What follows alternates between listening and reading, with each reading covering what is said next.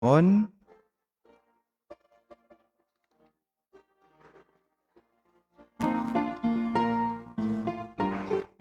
Buksan po natin ang ating pong mga hymnals sa page number 70. Page number 70 po. Awitin po natin ang Holy, Holy, Holy. Page number 70. Sa blue po. Page number 70.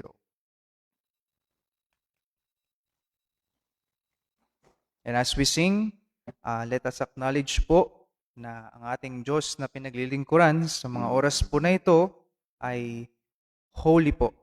And He also wishes His saints to be the same. So let us sing with understanding. And after po nito, tayo po ay magpipray ng panandalian po. Okay? First stanza po, handa, awit.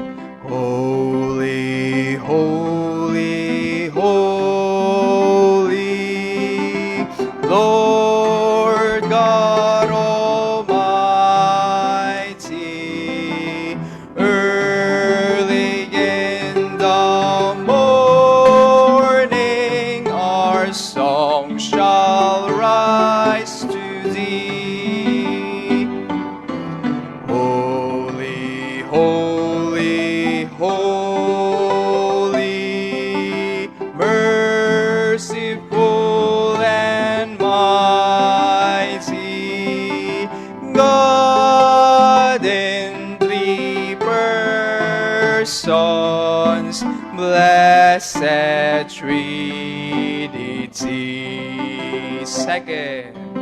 Holy, holy, holy, all the saints adore thee, men casting down their golden crowns around the glassy sea. Cherubim and seraphim falling down before thee, which word and art and evermore shall be.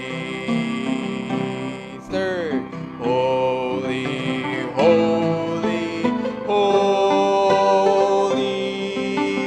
though the darkness I see, though the eye of sinful man thy glory may not see.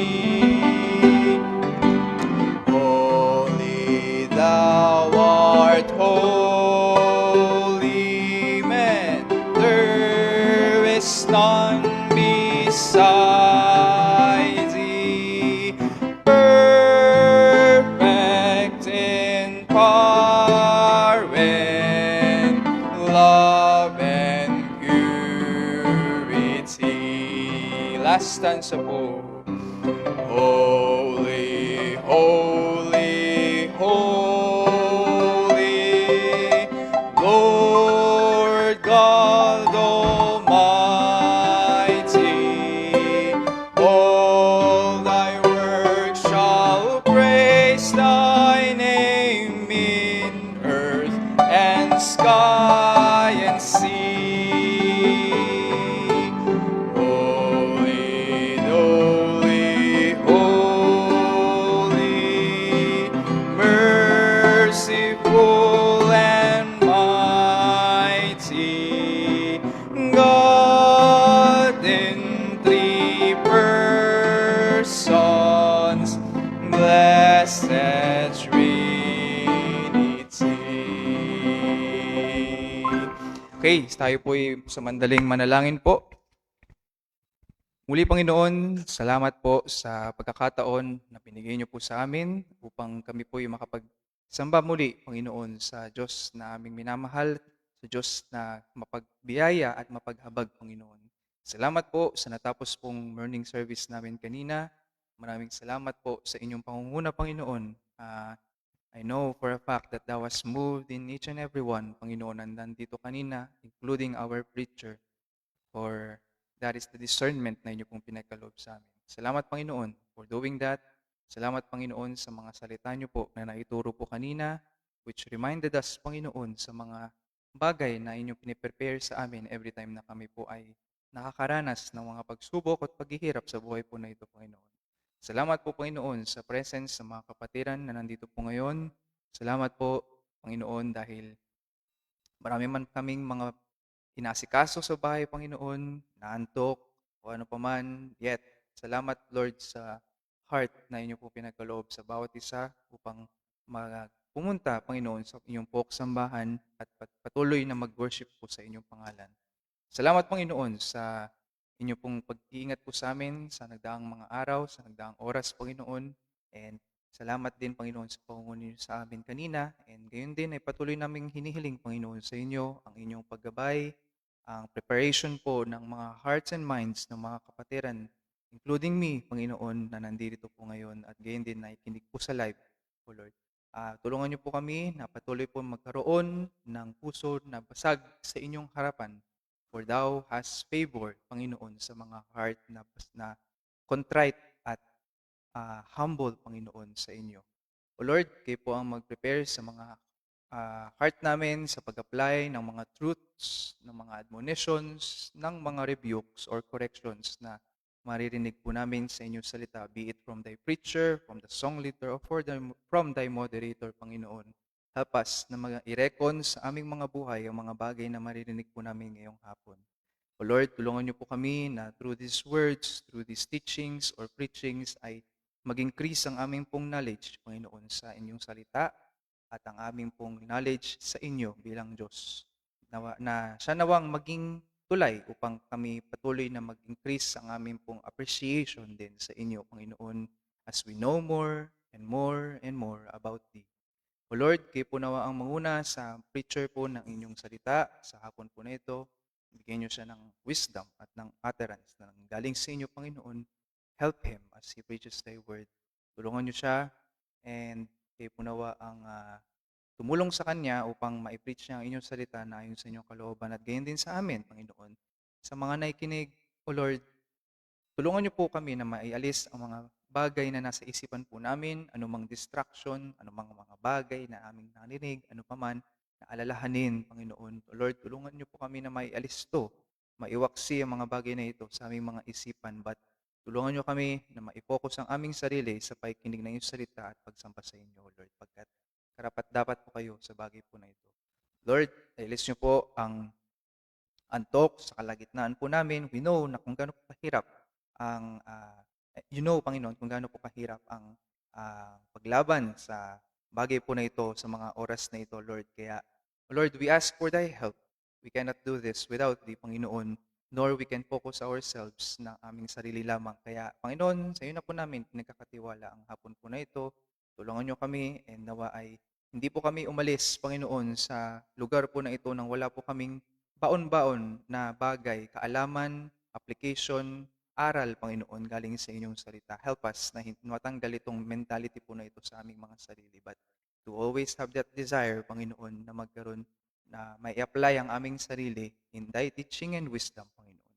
Lord, kayo nawa ang mag-ingat sa mga kapatiran na papunta pa lamang. Kayo po ang magbigay ng safe travels sa kanila at gayon din kala Brother Bernie, Brother Prince, kanilang mga families, sa kanilang pagpunta sa Lipa, Panginoon, and gayon din sa pagsasimula, Panginoon, ng Lipa Grill tomorrow morning, O Lord. Muli, maraming salamat po, Panginoon. And again, we ask for thy guidance. Fill this place once again with thy holiness and thy glory, Panginoon, sa hapon po na ito. At sa inyo nawa, lahat po ng papuri at pasalamat, Panginoon, sa pangalan po ng Panginoong Jesus. Amen at amen. Okay, tayo po yung makakaupo na. And since 2:45 na, tawagin ko na po si Brother Rolly para po sa ating moderation this afternoon.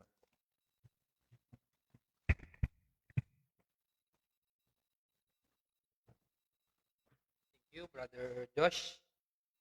Baka wala na po tayong inaantay. tayo po ay mag-umpisa na. Ananyahan ko po ang lahat na magsitayo at buksan po natin ang ating Biblia sa Ecclesiastes chapter 10. Basahin po natin ang salitan.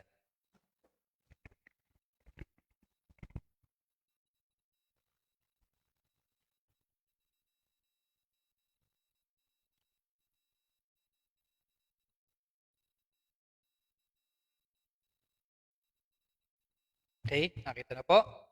Ecclesiastes chapter 10 verse 1. Dead flies cause the ointment to the apothecary to send forth a stinking savor, so that a little folly, him that is in reputation for wisdom and honor.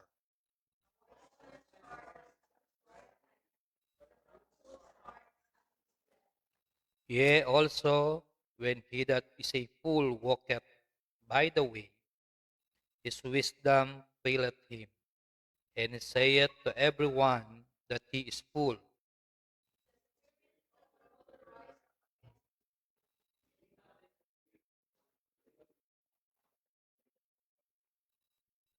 There is an evil which I have seen under the sun, as an error which proceeded from the ruler.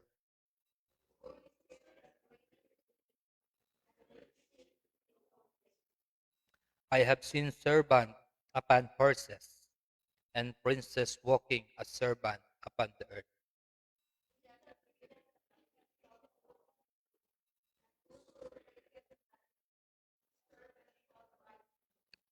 Whoso removeth stone shall be hurt therewith, and he that cleaveth wood shall be endangered thereby.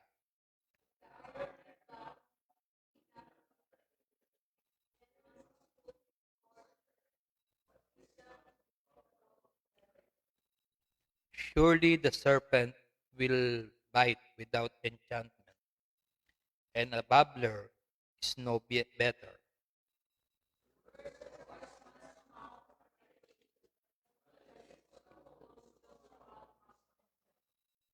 The beginning of the words of his mouth is foolishness, and the end of his talk is mischievous madness.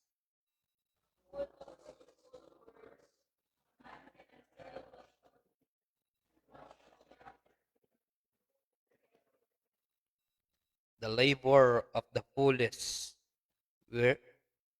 wearieth every one of them, because he knoweth not how to go to the city.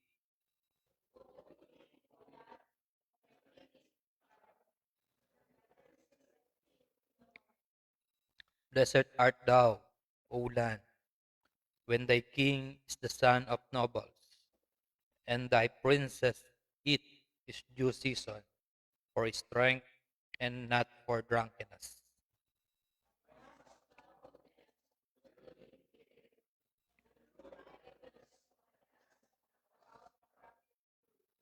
Verse 19 and 20, sabay-sabay po tayo. A feast is made for laughter, and wine maketh merry. But money answereth all things. Curse not the king, no not in thy thought, and curse not the rich is thy bedchamber. For a bird of the air shall carry the voice, and that which hath wings shall tell the matter. Tayo po ay pwede na pong magsiupo. At ngayon pong hapon na ito, ang talaga pong dapat na moderator ay si Brother Adrian. At ako po yung preacher. Nagpalit po kaming dalawa. Dahil parang yung last ay parang baliktad ata. Ay ako yung preacher, then siya rin yung moderator. Nasabi ko, palit muna kami. Okay po, at gabang binabasa ko po ito kaninang umaga, tinitingnan ko kung ano ang ating pwedeng pagmuni-munian sa hapon na ito, ay isa sa aking napansin, kung mapapansin natin, si Solomon, sabi rito, Solomon continues to contrast wisdom and folly. He reminds us that wisdom is precious, but a single act of foolishness can can damage a lifetime of good testimony. This chapter teaches believers to walk wisely in their character, in their speech, work, leadership, and relationship with others. Di ba? At kung mapapansin po natin talaga, yung isang, sabi rito, a little folly ruins a good testimony. Di ba?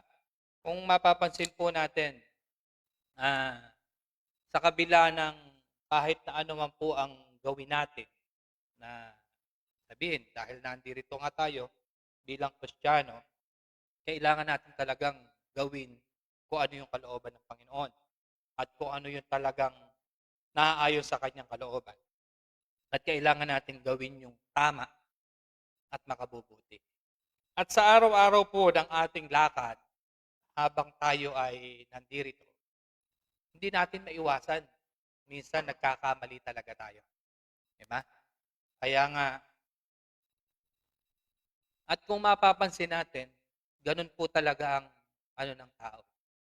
Yung napakadami mong ginawang kabutihan, diba? Pagka nakagawa ka ng isang pagkakamali, matatakpan lahat ng ginawa nating kabutihan. Diba? Kahit sa trabaho mo, kahit sa office yan, sa school, o kahit nasaan man po tayo. Yung kahit sa barangay niyo po, kung mapapansin natin, yung ipinakisama mo ng pagkatagal-tagal, yung pagtulong mo, pero pagka merong isang pagkakamali kang nagawa, matatakpan po lahat yun, yung kabutihan mong nagawa. Kaya nga laging hinahalin tulad dito sa isa daw na malinis na papel. Yung isang bond paper na puting-puti, pagka ihinarap po sa inyo at nilagyan po ng tultik, kahit isang point lang ng pentel pen, hindi na ho makikita. Ano, pagka tinanong, pag itinaas yung bond paper, ano eka ang nakikita mo dito? Ang sasabihin, meron po ekang tultik na kulay itim. Merong tuldok. Hindi nila nakita yung maluwang na puti ng bond paper. Ang nakita nila yung tultik na dumi. Diba?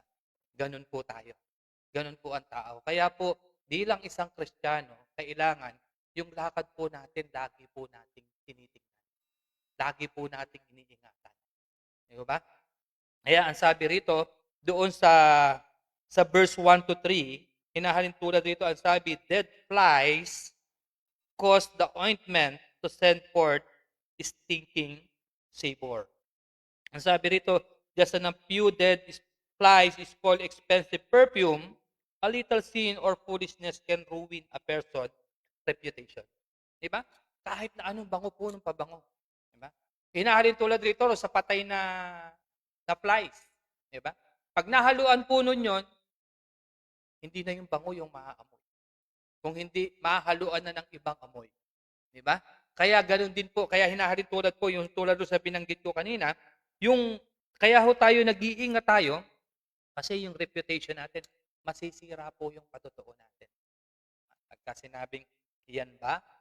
Yung mga uma-attend sa Berea na nakikita ko every Wednesday, every Sunday na nakasuot ng maganda, tapos nakita mo dyan na naglalakad na tulad rin ng iba na mumura, susuray-suray sa kalsada, o nakikita ka roon sa, yan ba?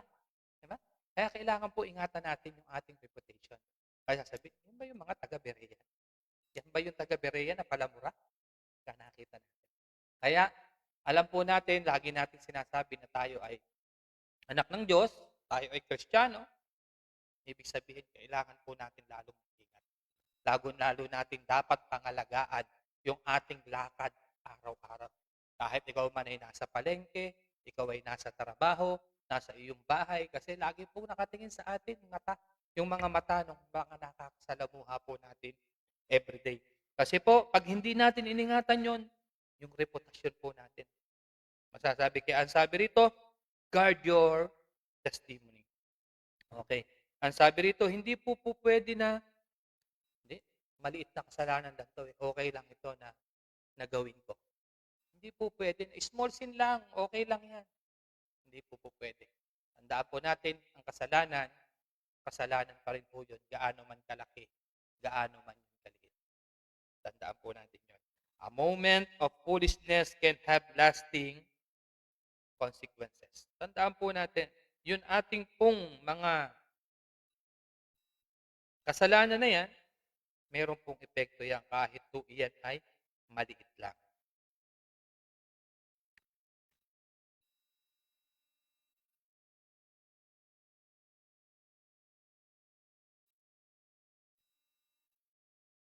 Nawala yung ano ko sa dali na pa.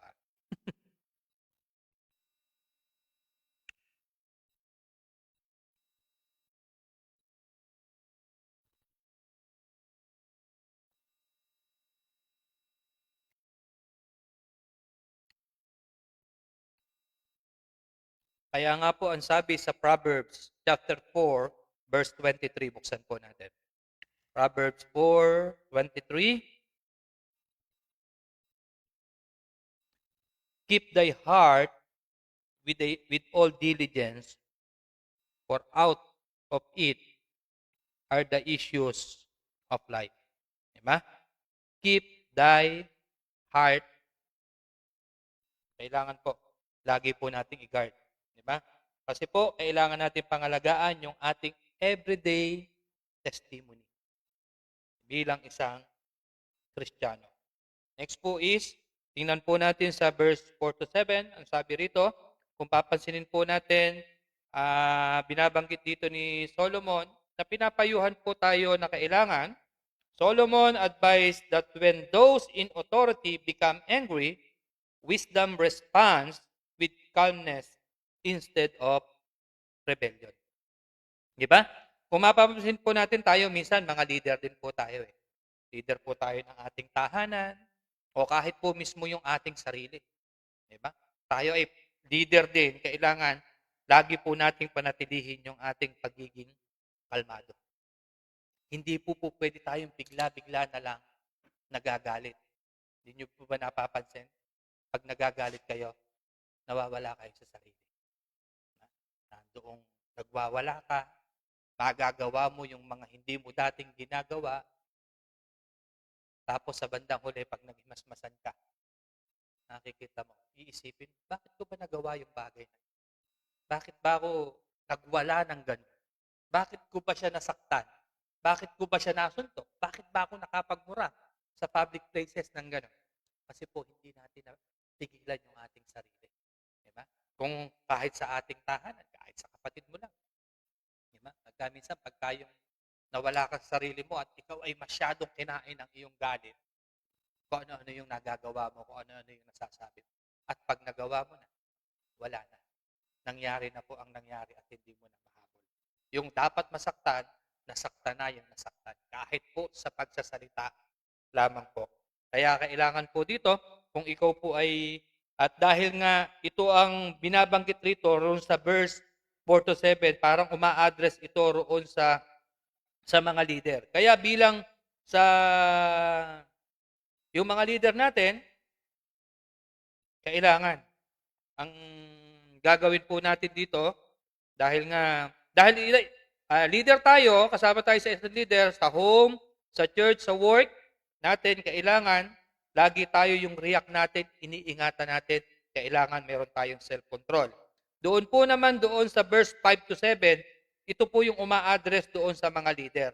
Kung mapapansin po natin, naniniwala po ba kayo na yung mga nai-elect natin na o yung mga nangunguna sa atin ay kalooban ng Panginoon yun, kaya po sila nandyan. Kaya sila ang authority. Naniniwala ho ba kayo doon? Hindi po mangyayari kahit po ang mismong presidente natin. Kung hindi po kalooban ng Panginoon yun, hindi siya mai-elect yan. Diba? Kahit po ang ating pastor. Kahit po anong gawin pagpipilit na pumunta rito ni Pastor Randy, kung hindi kalooban po ng Panginoon, hindi po siya magiging pastor sa atin.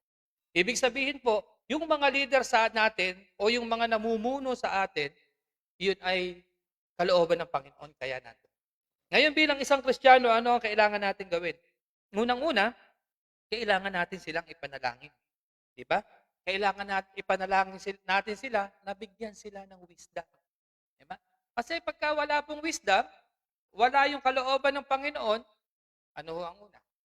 pagbagsak ang mangyayari, pagbulusok. Diba? O kapahamakan ang nag-aantay. Ayan, sabi rito, pray for those in authority. If God has given you leadership, exercise it responsibly. Diba? O, tayong lahat. Binigyan po tayo ng pagkakataon na maging leader. Kahit po leader lang ng isang maliit o sa mismong pamilya natin, kailangan i-exercise natin ng maayos. Diba? Pag-isipan po natin lahat ng ating gagawin. Ano po ang sabi? Romans 13 verse 1. Tingnan po natin. Dito, nagre-remind tayo rito. Ang sabi rito, wisdom help us avoid. Saan ba siya? Romans 13 verse 1, let every soul be subject unto the higher powers. For there is no power but of God, the powers that be are ordained of God. Kaya po, malinaw. Yung binabanggit ko, hindi po aksidente na yung mga nangunguna sa atin, yung mga naging leader natin, hindi po aksidente yun. Inordain po sila. Diba? Ibig sabihin, yung mga na yun ay kalooban ng Panginoon. Kaya lang, ang sabi rito, titingnan natin doon sa first part, let every soul, tayo pong lahat yun, subject unto the high powers, for there is no power but of God, the powers that be are ordained of God. Kaya kailangan daw po tayong magpasako. At ang trabaho po natin, ipanalangin sila. Diba? Ipanalangin sila, nabigyan sila ng wisdom kung ano yung kalooban ng Panginoon, yung kanilang dapat na gawin. Kasi kung wala po silang wisdom, ang sabi rito, ang sigurado po doon ay may kakaroon po tayo ng problema. Okay. Bakit? Ano ho ba yung wisdom? Kasi rate, ang sabi roon sa verse 8, sa Ecclesiastes chapter 10, verse 8 to 11, if the iron be blunt, and he do not whet the edge, then must he put to more strength, but wisdom is profitable to direct. Surely the serpent will bite without enchantment, and the babbler is no better. The words of a wise man's mouth are gracious, but the lips of a fool will swallow up himself. Malinaw po doon. Ano po ang sabi? Doon sa verse 11, surely the serpent will bite without enchantment, and a babbler is no better. Ang sabi rito, kung mapapansin po natin yung sa verse 8 to 11, yung pagiging carelessness po natin, dinadala tayo nito sa kapahamakan. Diba? Kaya kung mapapansin po natin dito yung mga, tulad halimbawa rito sa my verse 8, he that diggeth a pit shall fall into it, and whoso breaketh the hedge, a serpent shall bite him. Whosoever removeth stone shall be hurt therewith, and he that cleaveth wood shall be endangered thereby. If the iron be blunt, and he do not whet the edge. Saan po hinahalin tulad rito? Ginamit dito ni Solomon yung illustration, yung mga digging pits, breaking walls, cutting wood, at saka yung sharpening. Diba? Kung mapapansin po natin, nakakita na ho ba kayo ng palakol? O, yung palakol, di ho ba? Para magumana yung palakol, para makaputol siya ng puno, kailangan natin talaga ng puwersa kung ito ay mapurol. Pero pagka po matalim, kahit po unti-unti lang, ang paggamit natin dyan, nakakaputol po siya ng puno. Ibig sabihin po, kung parang inaano niya rito na kung tayo ay gagawa o yung mga bagay na ito, kailangan natin una, meron tayong pagpaplano.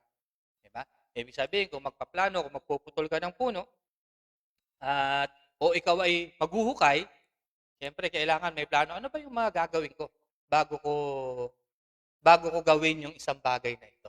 Diba? Kailangan natin ng plano. Unang-una, kung ako ay maghuhukay, kailangan yung gamit ko na pala, matalim. Kung ako ay magpuputol ng puno, kailangan bago ko pumunta, kung ikaw ay pupunta roon kung saan nakatayo yung puno, bago mo siya gamitin, kailangan, hiyasa ko muna itong palakol. Diba?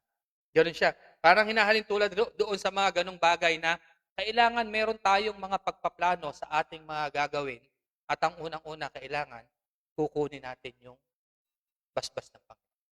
Diba? Kaya kahit ano ba daw ang ginagawa natin, ipanalangin po natin yon.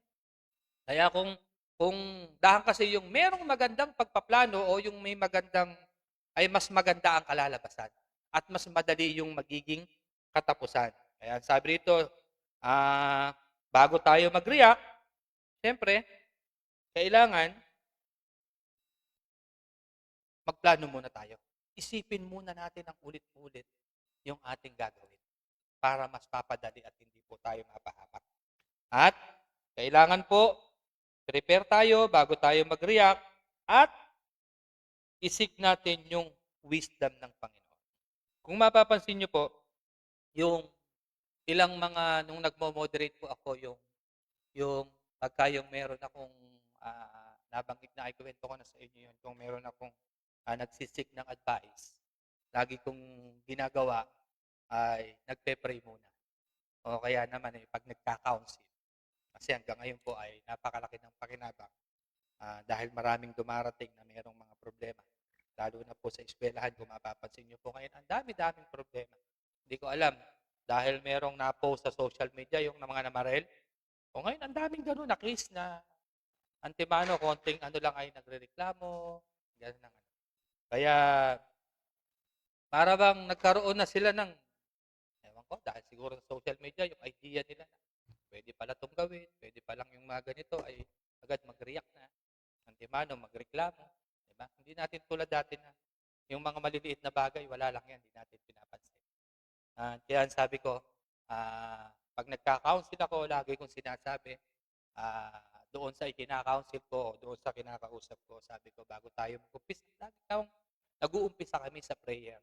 At naghihingi ako ng wisdom galing sa Panginoon na gamitin ako para mamagitan doon sa mga tao na aking kinakausap.